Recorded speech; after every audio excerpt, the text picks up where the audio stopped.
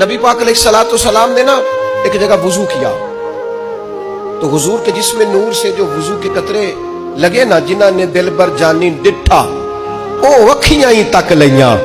وہ جو حضور کے جسم نور سے قطرے مبارک لگے نا، صحابہ نے وہ اپنے ہاتھوں پہ لیے اور چہروں پہ ملنا شروع کیا اور وجود پر ملنا شروع کیا. اللہ کے محبوب علیہ السلام غور سے محبت کا یہ جذبہ دیکھ رہے. حضور فرمانے لگے کس چیز نے تمہیں مجبور کیا یہ کرنے پر؟ عرض کی یا رسول اللہ صلی اللہ تعالی علیہ وسلم آپ کی محبت نے. حضور محبت نے یہ جذبہ ہمارا بنا دیا ہے. اب حضور نے اپنی محبت کا ایک مطالبہ کیا.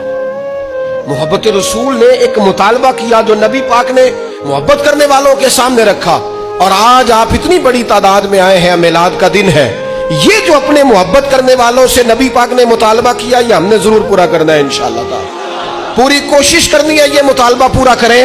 نبی پاک علیہ السلام نے ان کو جب اپنے وضو کا پانی بطور تبرک جسم مبارک سے مس ہوا پانی اپنے جسموں پر ملتے دیکھا تو حضور نے فرمایا اگر کوئی چاہتا ہے کہ وہ اللہ رسول سے محبت کرے یا یہ چاہتا ہے کہ رب رسول اس سے محبت کریں تو پھر وہ جب بات کرے تو سچ بولے. یہ ان صحابہ کو دیکھ کر حضور نے بیان کیا. گویا محبت رسول والا جھوٹ نہیں بولتا. حضور فرمانے لگے جو چاہتا ہے اللہ رسول سے محبت کرے اور اللہ رسول اس سے محبت کرے، وہ جب بات کرے تو سچ بولے اور جب اس کے پاس امانت رکھی جائے تو خیانت نہ کرے.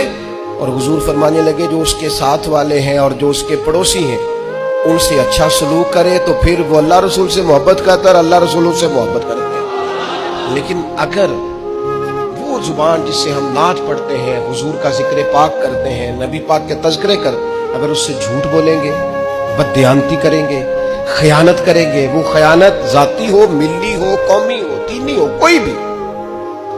اور اگر ہم اپنے ساتھ والوں کو ایذا دیں گے تو گویا حضور کی یہ حدیث بتاتی ہے کہ جس کو حضور سے محبت ہو جائے پھر اس کے مزاج سے تو تکلیف ایسے رخصت ہو جاتی ہے، وہ تو کسی کو تکلیف دیتا ہی نہیں، وہ تو اس کا تو رویہ بدل جاتا ہے. آج 3 آپ نے ارادے اپنے دل میں لے کے جانے. نبی پاک علیہ السلام نے فرمایا جو چاہتا ہے اللہ رسول سے محبت کرے، اللہ رسول اس سے محبت کرے.